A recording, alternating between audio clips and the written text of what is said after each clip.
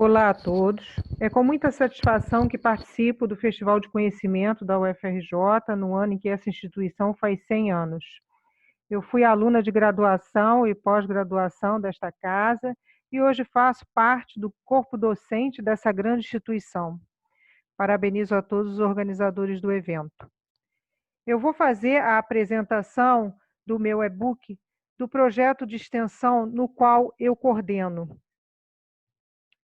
O projeto de extensão ele se intitula Atendimento Ambulatorial de Nutrição na Hepatologia, atividade de desenvolvimento, autonomia, educação e saúde para pacientes e familiares.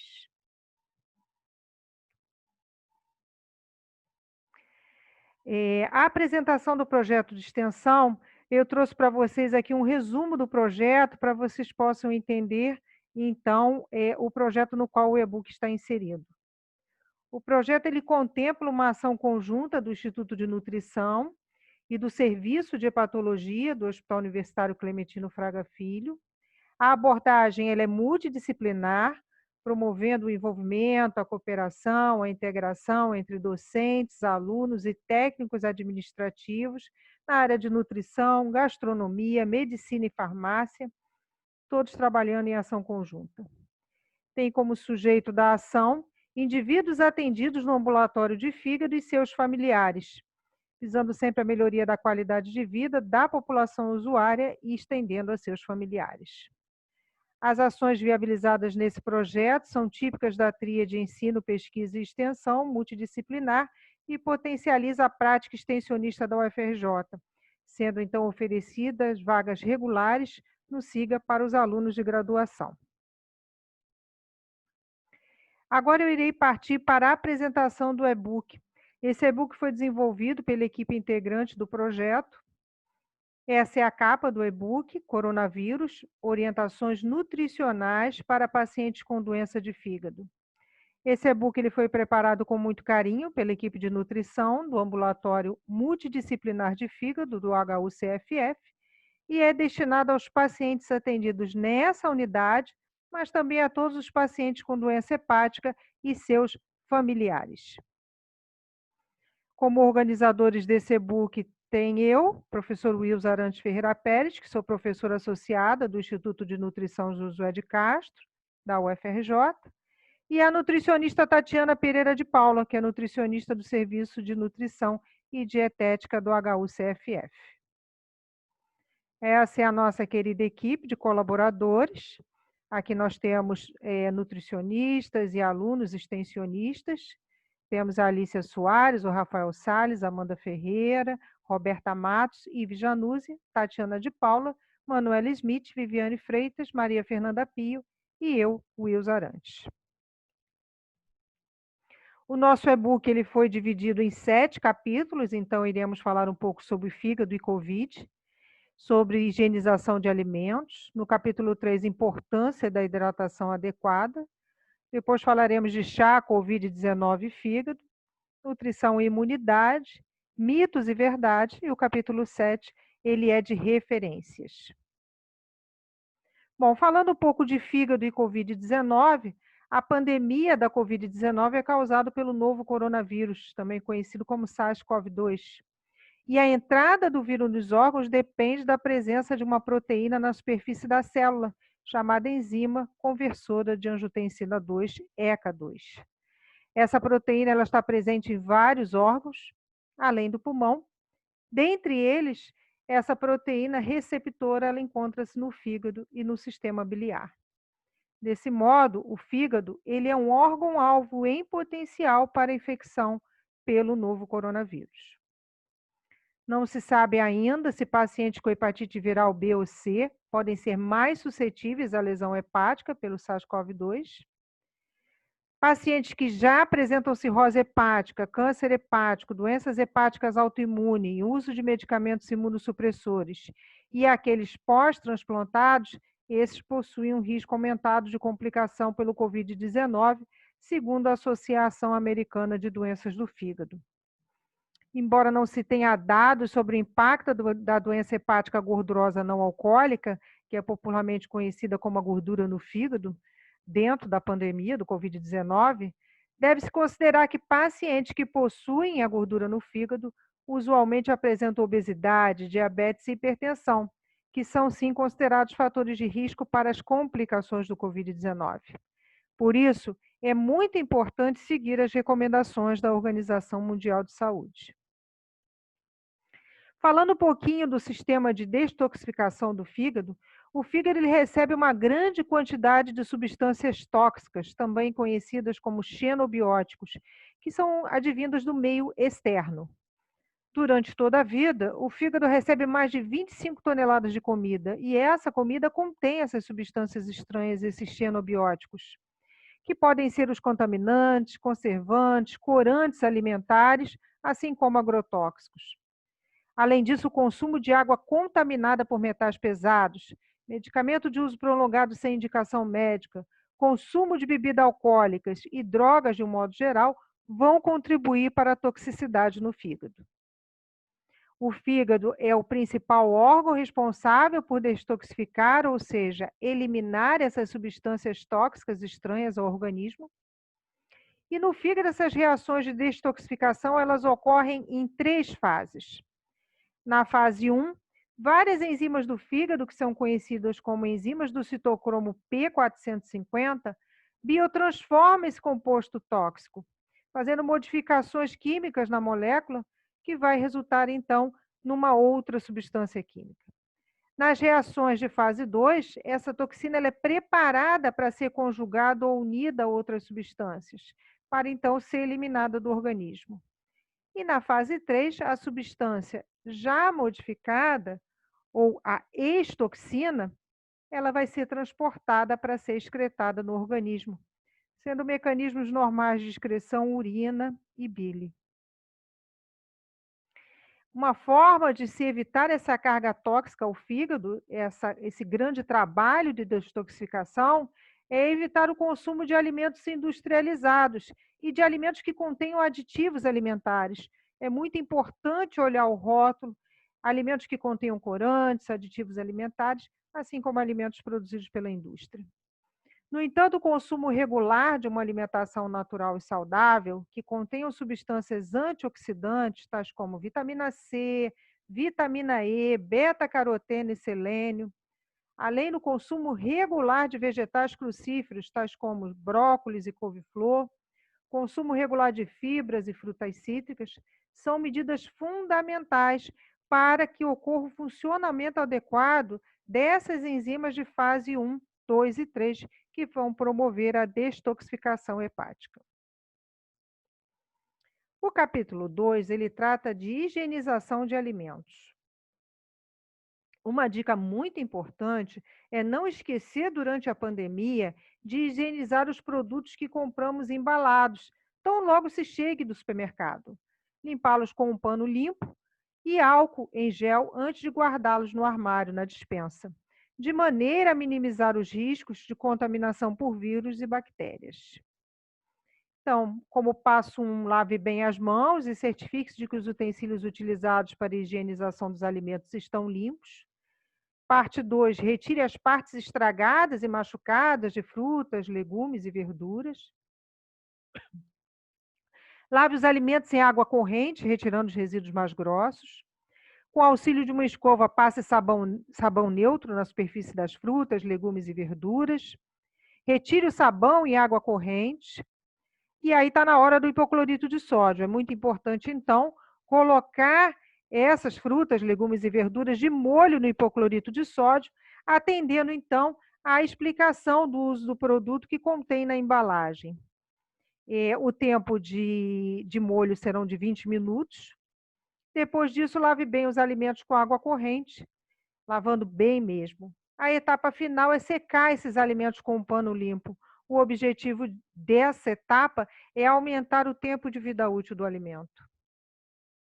O capítulo 3, ele trata da importância da hidratação adequada. É muito importante adquirir o hábito de ingestão de água.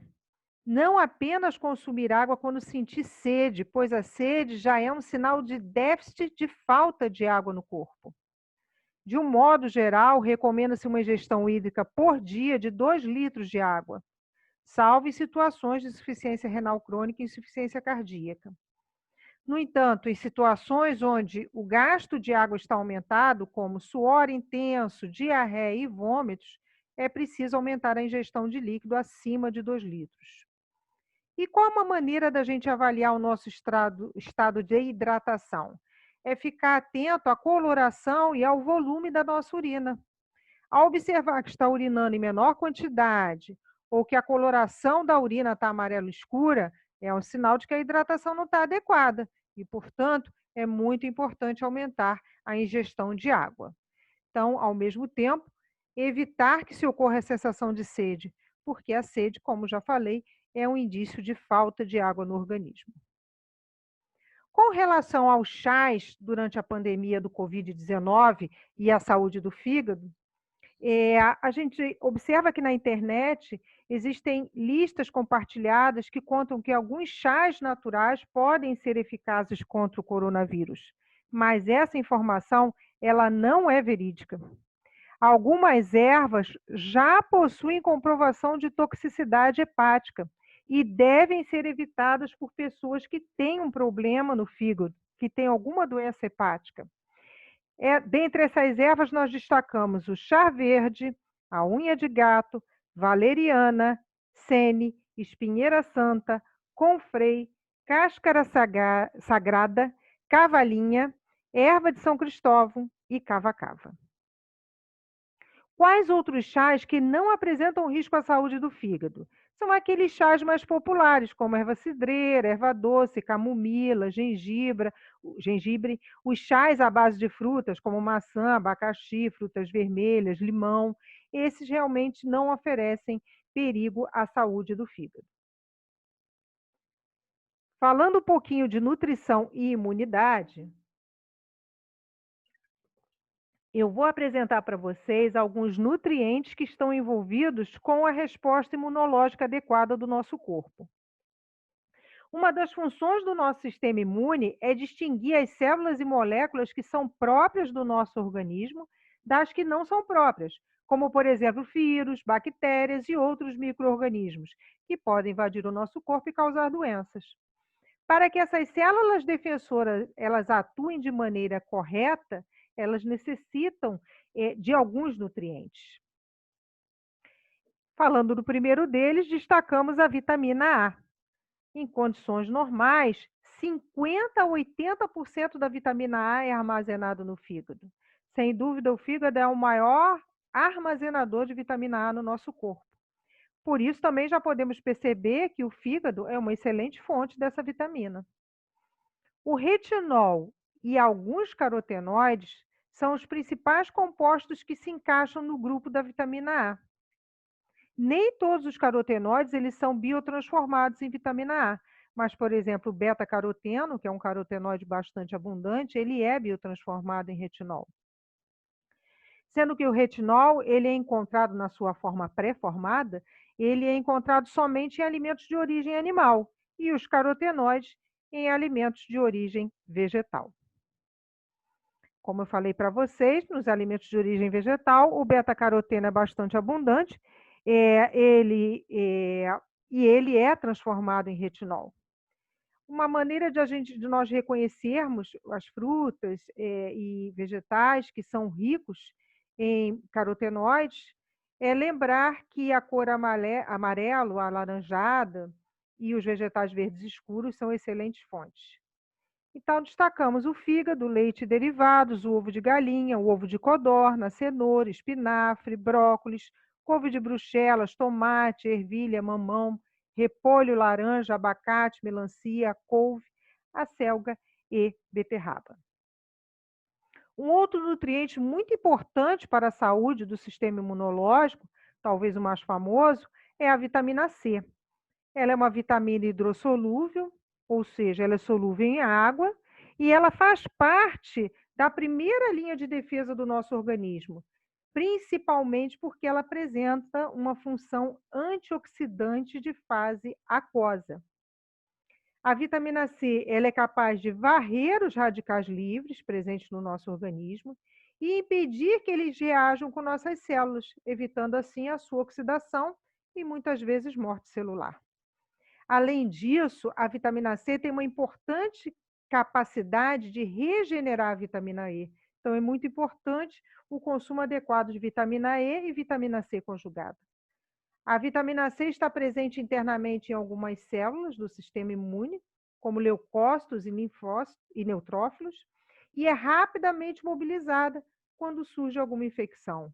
Portanto, caso haja deficiência de vitamina C, a atividade do sistema imune pode ficar comprometida. As principais fontes alimentares da vitamina C são a acerola, caju, pimentão, goiaba, couve-manteiga, laranja, mamão, kiwi, manga, agrião, tangerina, rúcula, repolho, brócolis, abacaxi, morango e limão.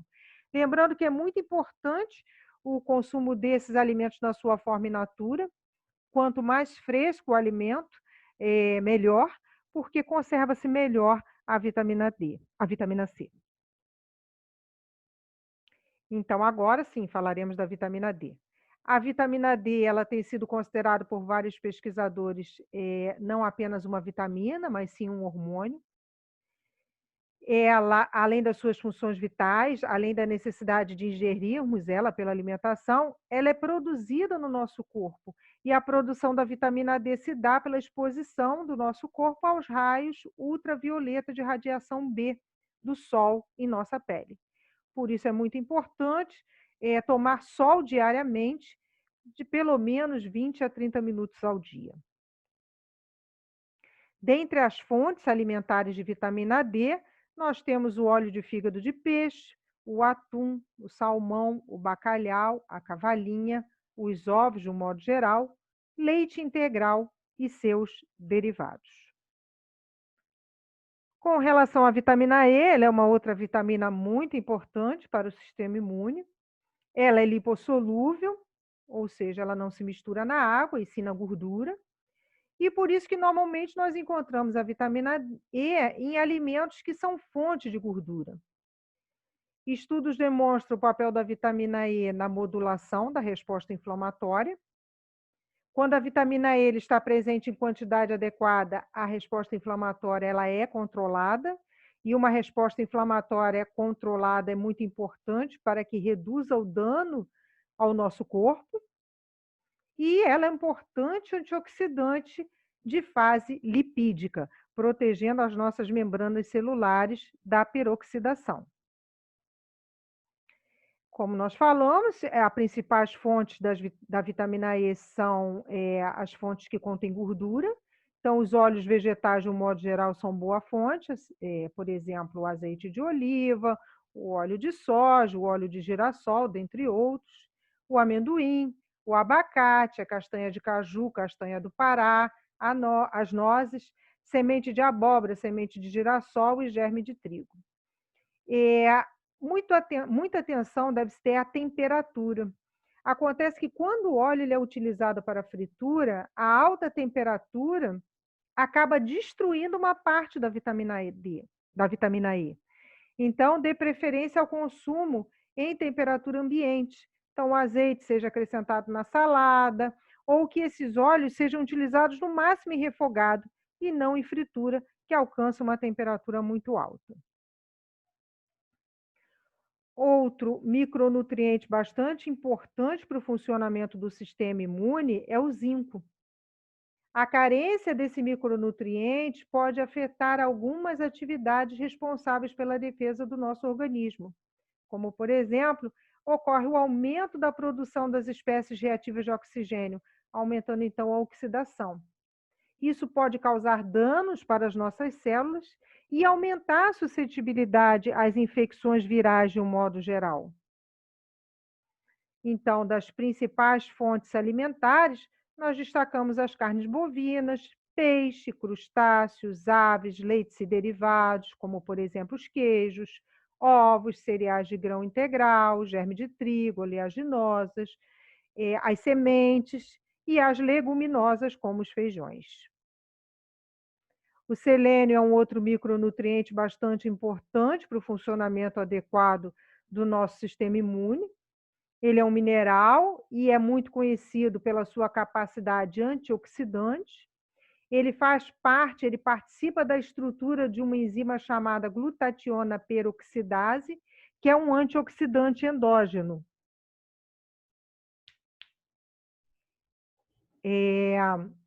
Nosso organismo, desculpa.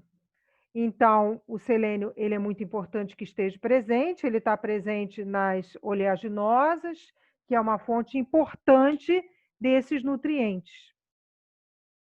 Com relação a um outro nutriente que contribui muito para a saúde do nosso sistema imune, nós temos o ômega 3. O nosso organismo ele utiliza 2 tipos de ômega para formar moléculas que darão início ao processo inflamatório, que é o ômega 3 e o ômega 6. Quando essas moléculas elas são formadas, todo o processo inflamatório é iniciado. Isso é normal. No nosso dia a dia, nós temos que ter a inflamação para nos proteger. Porém, o que nós devemos evitar é uma inflamação exagerada. Né? Então, o que ocorre é que os mediadores inflamatórios derivados do ômega 6 produzem uma inflamação descontrolada, enquanto que os que são derivados do ômega 3 produzem uma inflamação controlada. E que essa inflamação controlada, limitada, ela é muito importante para não causar danos ao nosso organismo. Então, sugere-se que o consumo adequado do ômega 3 possa contribuir para manter o equilíbrio entre esses fatores acima mencionados.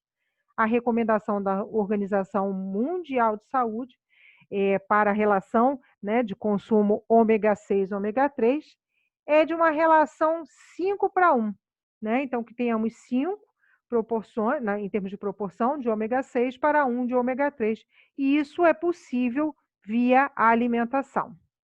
Então, o ômega 3, a principal fonte são as sementes de chia, semente de linhaça, nozes, mas principalmente os peixes de água fria, a sardinha, que é a nossa grande peixe bastante consumido no Brasil. Então, a sardinha, atum, arenque, linguado, cavalinha, salmão, são excelentes fontes de ômega 3 e o consumo de pescado deve ser incluído na nossa alimentação pelo menos 2 vezes por semana.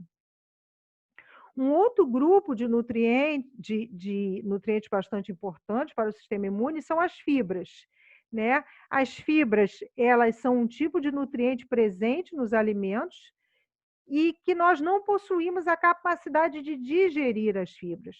Normalmente, elas fazem parte da estrutura que faz a sustentação das plantas. Nós podemos separar as fibras em 2 grandes grupos, que são as fibras solúveis e insolúveis. As solúveis são as que se absorvem águas e ficam inchadas, e depois elas formam uma espécie de gel. Isso é importante, que esse gel reduz a absorção, né, de colesterol, de açúcar simples, então tem um papel bastante importante. No nosso organismo, no nosso intestino grosso, nós temos uma grande quantidade de bactérias que habitam o intestino grosso. Nós chamamos esse conjunto de micro-organismo de microbiota intestinal. E essas bactérias, elas podem ser tanto benéficas como maléficas à saúde. Depende do estilo de vida, da alimentação desse indivíduo. As fibras solúveis que nós não digerimos, elas vão ser digeridas pelas bactérias saudáveis, pelas benéficas. Isso faz com que elas tenham energia para se multiplicar e, portanto, contribuam para que não hajam bactérias maléficas no nosso intestino.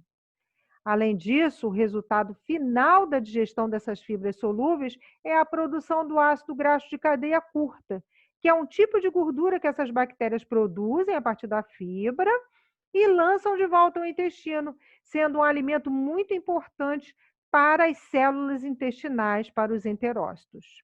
Tá? Considerando que a microbiota e o intestino são 2 fatores que contribuem muito para a nossa imunidade, o consumo de fibras solúveis, então, vai contribuir sim para o fortalecimento do sistema imune. O outro grupo de fibras são as fibras insolúveis. Como o nome já diz, elas são insolúveis, não se solubilizam em água. Como ficam intactas ao longo da digestão, elas fazem com que o nosso bolo fecal fique aumentado. Isso é muito importante para que ela sinalize ao intestino que é hora de que a peristalse, o movimento precisa acontecer para que o bolo alimentar, então, caminhe ao longo do intestino rumo ao reto e seja eliminado. Outras fezes sejam eliminadas, né? Outra ação é que essas fibras possuem a capacidade de atrair água, e isso evita que as fezes fiquem ressecadas, né? Aumentando o peristaltismo, aumentando a vontade de evacuar. Sendo assim, as fibras insolúveis, elas contribuem muito para o movimento do intestino, além de contribuir para a consistência das fezes, evitando, então, a constipação ou vulgarmente conhecida como prisão de ventre. Dentre as principais fontes alimentares dessas fibras, nós temos as hortaliças, de um modo geral, legumes, frutas, oleaginosas, leguminosas, sementes e grãos integrais. É importante destacar dois pontos. Primeiro, é que na maior parte das frutas e dos legumes, as frutas se concentram na casca. Então, se você descasca, você pode estar perdendo uma porção importante dessa fibra. O segundo é que quando o grão ele é refinado, perdem-se as fibras. Portanto, arroz integral, trigo integral tem fibra, mas o branco não tem, o refinado não tem. Essa é uma receita que eu destaquei aqui para vocês, que é um mix de farinha, porque mistura o farelo de aveia, que é uma fibra solúvel, o psyllium, o farelo de trigo, que é uma fibra insolúvel, e a farinha de linhaça, em proporções iguais, juntar, colocar num vidro e utilizar de 1 a 2 colheres de sopa ao dia, misturado em água, ou em cima de frutas, ou em suco de frutas, tá? Cabe destacar que o nosso e-book, ele vai ficar disponível na página do Hospital Universitário Clementino Fraga Filho, eu espero que vocês façam acesso, e o e-book ele conta com receitas com relação a esses micronutrientes que são importantes para o sistema imune. É, Bom, agora nós vamos partir para os mitos e verdades, que é o último capítulo do nosso e-book. Tá? Com relação ao shot de imunidade combate um coronavírus. Os shots de imunidade eles vêm sendo muito divulgados, na verdade são compostos bioativos, fitoquímicos, né, muitas vezes misturado então o açafrão com a pimenta negra, com o própolis, algumas pessoas colocam glutamina, limão, enfim, fazem um shot para o aumento do sistema imune. Tá? Um olhar especial está acontecendo para esses compostos bioativos, né, de alguns alimentos, como a cúrcuma, o gengibre, o chá verde, o própolis. De fato, eles colaboram para a prevenção e tratamento de diversas condições clínicas, né? Então, ele mantém a nossa saúde, são muito importantes. Todavia, de forma isolada, nenhum alimento tem um poder, né, tem um efeito imunológico. Então, não existe uma mistura milagrosa que possa melhorar a imunidade repentinamente, nada vai substituir o estilo de vida saudável, embora os shots possam contribuir para a nossa saúde por conter esses fitoquímicos, esses bioativos. Uma outra questão de mito e verdade é se o vinagre é mais eficaz que o álcool em gel. Isso é um mito. O Conselho Federal de Química ele informou em nota que o vinagre é um produto ineficaz na destruição do micro-organismo, né? Então, de fato, ele não contribui para evitar a propagação do coronavírus. Tá? Então, o muito importante o uso do álcool em gel, embora a gente saiba que o uso do álcool em gel não deve substituir a lavagem das mãos. Uma outra questão que foi levantada é se suplementar a vitamina C é fundamental para o combate do coronavírus. Nós encontramos essa informação em rede social, e isso é um mito. Nossa necessidade diária de vitamina C ela pode ser facilmente alcançada por meio da alimentação. O consumo de vitamina C deve ser obtido através de um consumo de alimentos frescos, de frutas, legumes, né, frescos. Deste modo, não é necessário comprar suplementos ricos em vitamina C, que podem até ser prejudiciais à saúde em excesso. Uma outra questão é se praticar atividade física é importante para o fortalecimento do sistema imunológico. Isso é uma verdade. A prática de atividade física ajuda não só o nosso condicionamento físico, mas também tem um papel muito importante em aumentar a nossa resposta imune, né? Assim, começar a atividade física é muito importante. Nesse momento de pandemia, estão tendo várias lives, aplicativos em celular, né? Nós temos vários meios de ter acesso a essas redes sociais com profissionais de educação física, No entanto, claro que antes de começar as atividades, é muito importante, consultar, né, se você tem algum problema de saúde, o seu médico ou um profissional de educação física. Eh, Agradeço plenamente a atenção de vocês. Eh, o nosso e-book, como eu já falei, ele será disponibilizado na página do Hospital Universitário Clementino Fraga Filho, e eu espero que vocês façam acesso para lê-lo e obterem mais detalhes sobre a relação da saúde do fígado e o coronavírus. Muito obrigada.